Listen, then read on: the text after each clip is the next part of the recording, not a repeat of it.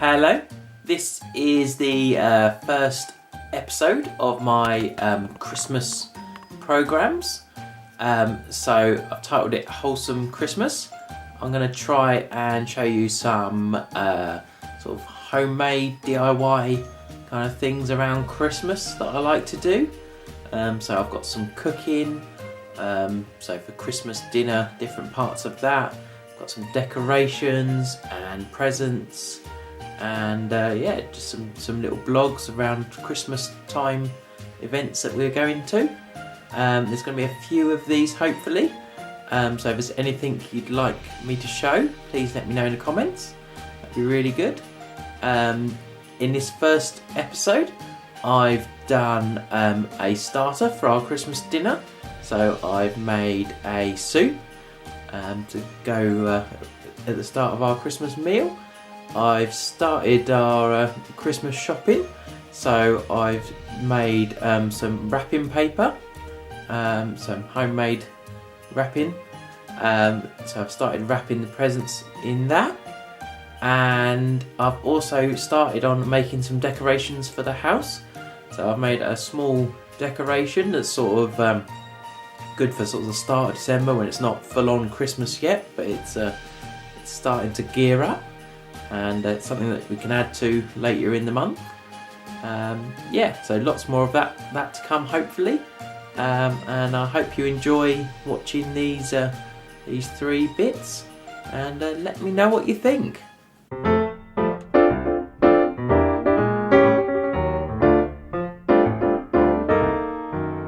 So today I'm going to be making our Christmas meal starters. So I've already got the bread in the oven, and I'm going to start making the soup. So it's going to be a pumpkin, sweet potato and carrot soup. I've got I've got this nice big pumpkin. We've got a sweet potato, we've got a red onion, a couple of carrots, got some fresh coriander to put on the top. We've got some ground coriander to put in it when I'm cooking the onions, some ground cumin, and just got some black pepper and some olive oil to fry the onions. The first thing I'm going to do is chop up this red onion. I've got my pan ready to put this into, so I'm just going to top and tail it and take off the outer skin.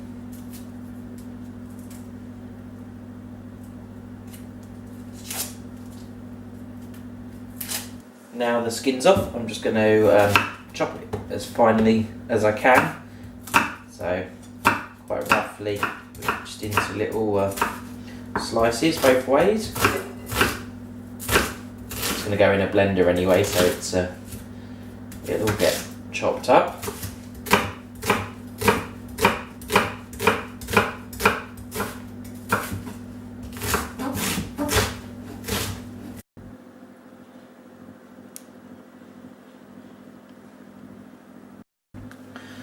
So I'll just pop that in the pan.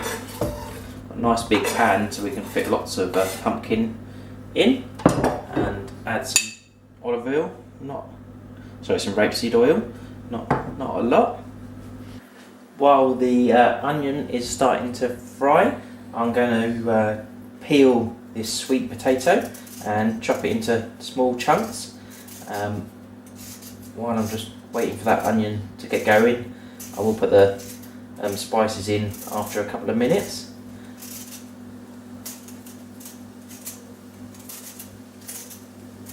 Just put the peelings in the compost bin, and now I'm going to just roughly chop this sweet potato up into little cubes, sort of centimetre square or so, just so it cooks as quick as possible.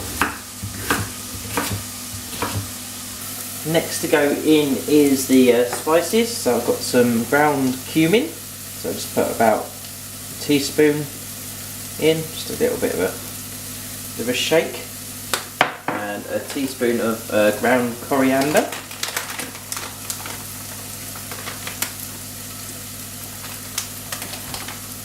Just give that a stir in so the onion absorbs that flavour, and spices can fry off. The onions had a little time to fry on its own, so now I'm going to add the sweet potato. That's sort of the hardest part of the meal, so I'll let that go in first and soften while I chop up the carrots. So I'm going to chop up these carrots. I'm just going to top and tail them. I'm not going to take off the skin. I think there's nothing wrong with eating that. So I'm just going to cut them into little slices.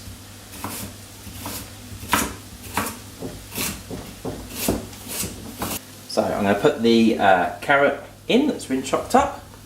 Chuck that all in, and I'm going to just mix it up a bit and put some boiling water in. I've just boiled it in the kettle to speed things up. Let that start while I cut up the pumpkin. I don't add any stock or anything extra. I put some black pepper in a little while. I don't like to add things in that I haven't cooked from scratch, because I don't know what's in them. There's lots of salt and things in them. I know you can get low salt ones and things, but there's loads of flavour in there already, so hopefully that'll all come out and it'll be lovely on its own. Onto the pumpkin now, while the potato and the carrot and onion is sort of starting to simmer away.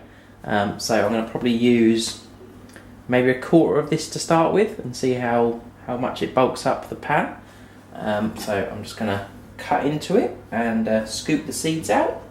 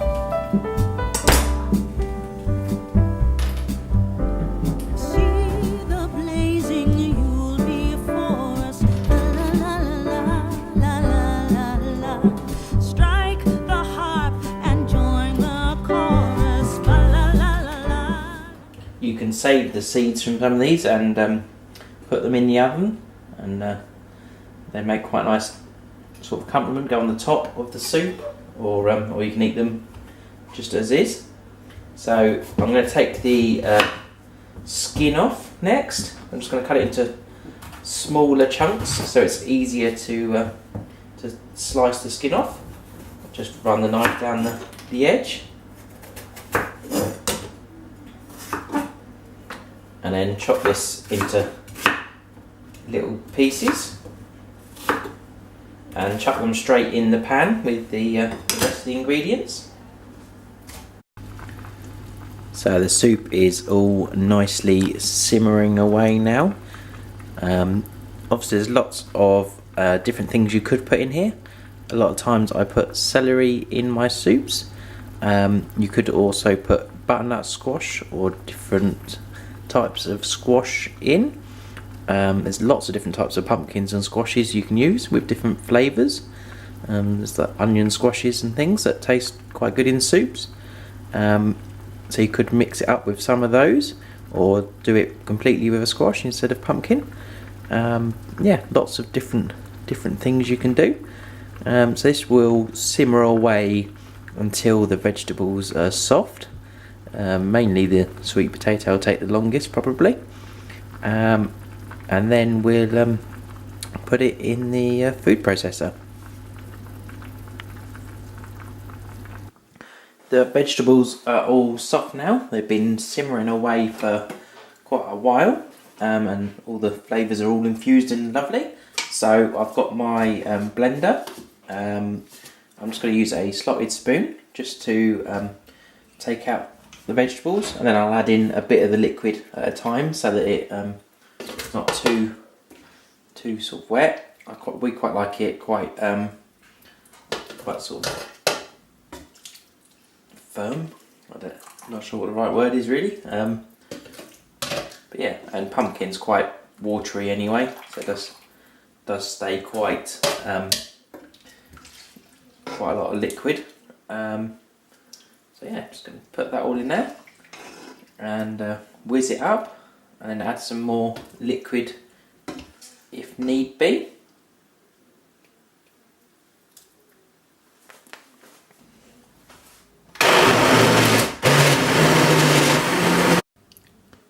So there's the soup ready for the table. Got a nice fresh coriander on the top, and the loaf is out of the oven now and ready to serve with it.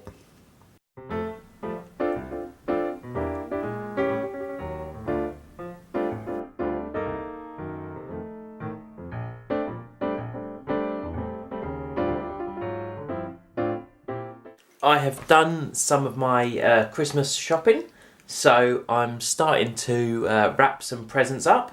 So I've got a nice little box here that's going to have some little presents in. I thought I'd make some nice wrapping paper, some homemade wrapping paper. So I've got some just brown parcel paper. That's quite nice. Nice and thick so you can't see through it. So I've got that. I've got some stamps. So I've got some Christmas stamps there, set of, so I've got Father Christmas, some deer, some stockings, North Pole sign sort of thing. I've got a little snowman stamp that's got a snowflake on the bottom of it. So I'll use that. And I've got some letters. So just some nice little individual letters and numbers, so I can put some words on the paper. And I've got an ink pad. This one's a sort of dark red colour, so it's quite Christmassy. So I'm going to use that. So I'm just going to cover this box first in the paper, and then I'm going to start stamping away. So first up, I'm just going to cut the paper down to the size that I need.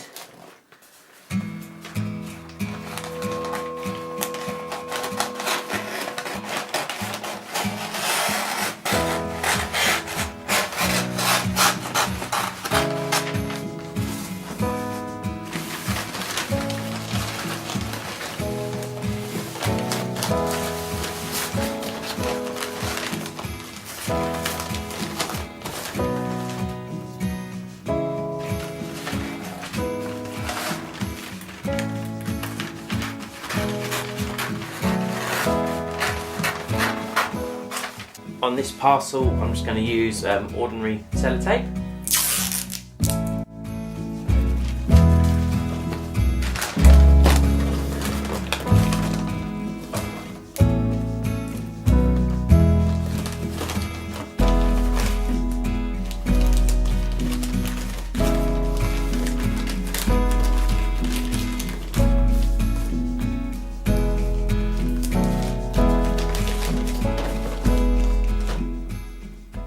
Now the present's all wrapped up. I've got the first stamp, I've got the little snowman with the snowflake design on, and I've got my ink pad.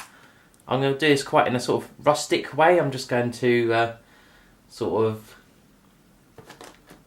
splat them around. I'm not going to do them in lines or anything. And I'm going to write Merry Christmas across the top. So I'm just going to leave a little space there.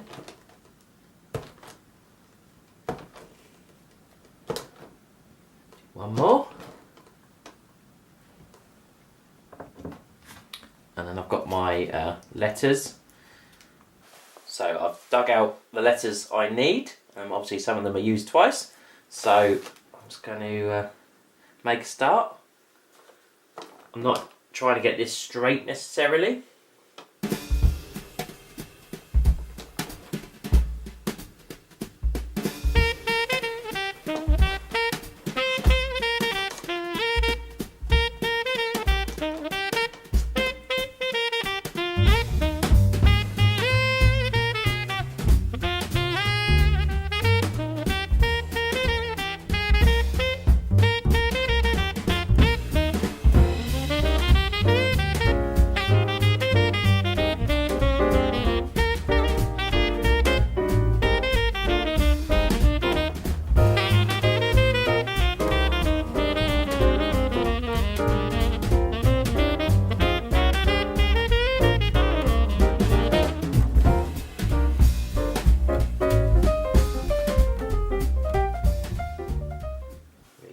just fit it on. I quite like the sort of homemade look, so it's not perfect, it's not meant to be perfect. That's sort of the point. But that looks quite good. And I'm just going to put some of the snowflakes on the ends and the sides.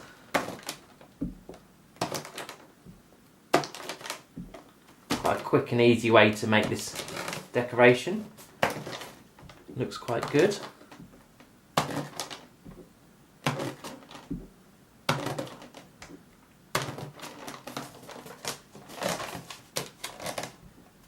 Quite nice because you can see it's been done as well if you go over the sort of edges and things, so it's obvious that it's not a bought paper, and each one will obviously be quite individual. You could do this with the sort of sheet of paper as well, and cut it up, but it's quite nice to be able to position the pictures once it's on the boxes. Obviously that'd be harder on a sort of round shape or something. But yeah, I think that's worked out quite well, and yeah, I'm quite happy with that. That's the first present done, and a few more to go.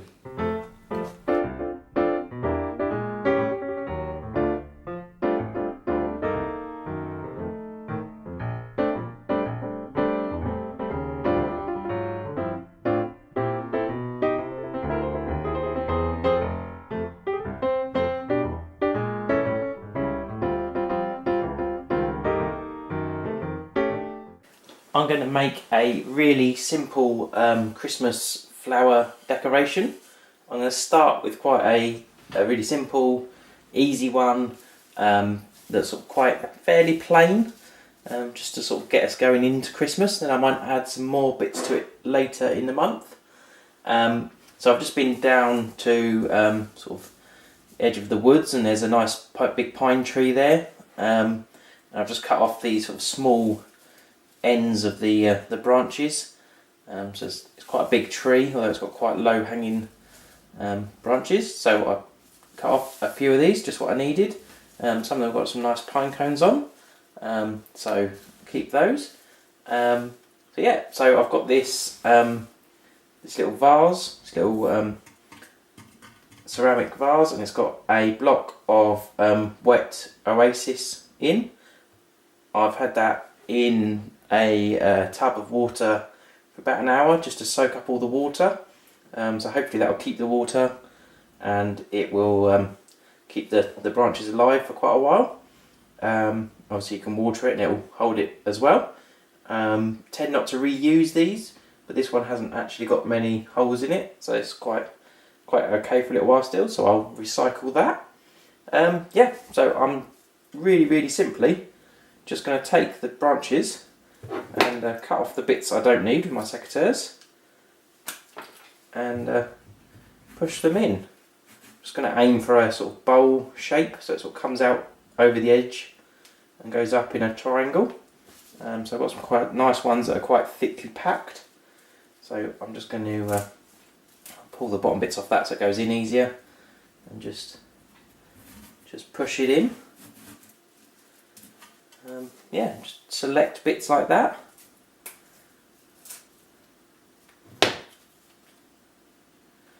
You could obviously do this with lots of different trees, lots of different evergreens, so things like conifers, holly bushes, although it's quite hard to get your hands, to be careful with gloves and things. You could use just any sort of evergreen bush really, and yeah, and different types of bushes at the same time. You could later on in the month I'll probably wire some cones or some things like some orange, sort of dried orange and things like that, and put them on bits of wire and just push them in as well, so they sort of sit between the branches, and just to make it a bit more festive. Lots of things really you could do to make it brighter. Plants with berries on, so you could just push those in between, so you've got sort of the bright red berries and things. Yeah, so this one, as I said, is quite a simple one, just to sort of start the season, so it's not too bright, not too full on Christmas. I'll sort of put this on the mantelpiece or just on the side in the kitchen somewhere, just to sort of start. I've got a nice cone on that one, so I'll try and perhaps put that at the bottom so it's in sight. I'll perhaps lay a line around the bottom and then I can fill in the gap in between.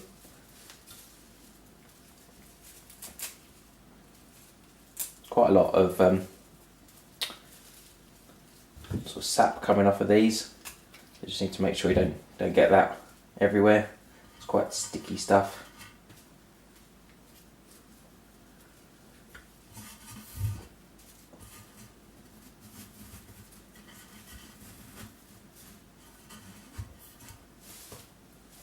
Just using some of these smaller bits around the edge.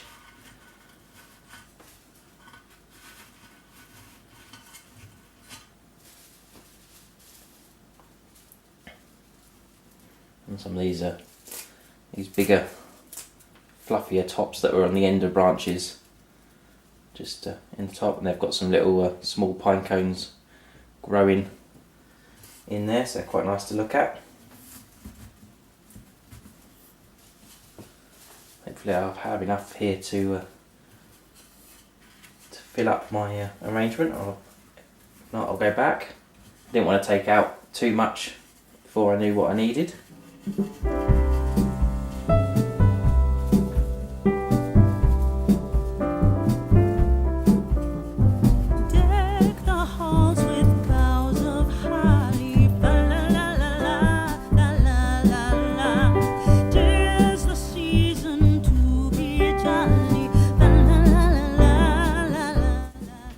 Big full one there that will fill up my gap here quite nicely. That right in there.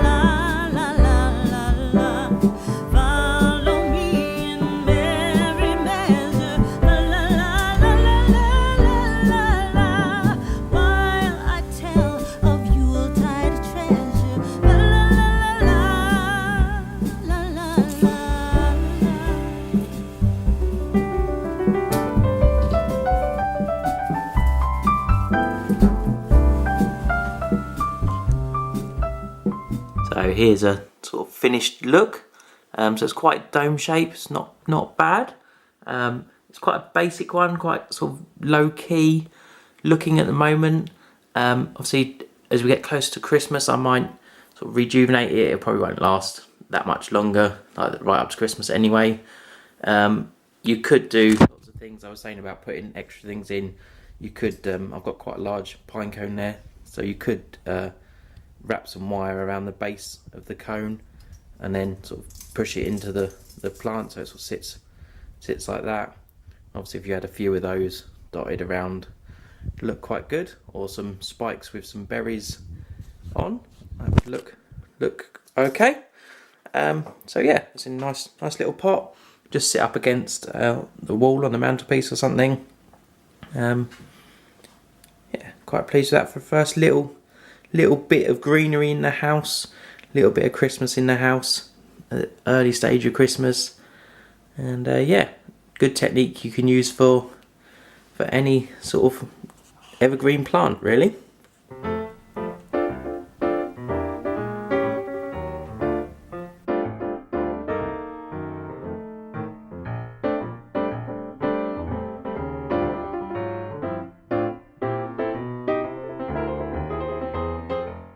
So I hope you enjoyed watching those Christmassy bits and pieces, and giving you some good ideas. If you've got anything you want me to try out and show you what I'm doing, please let me know. I'm going to be doing some more of these episodes if it goes down well. So yeah, please let me know your comments and show me what you've made as well. Yeah, and hopefully there'll be another episode next week, so please watch out for that. And see you soon. Bye.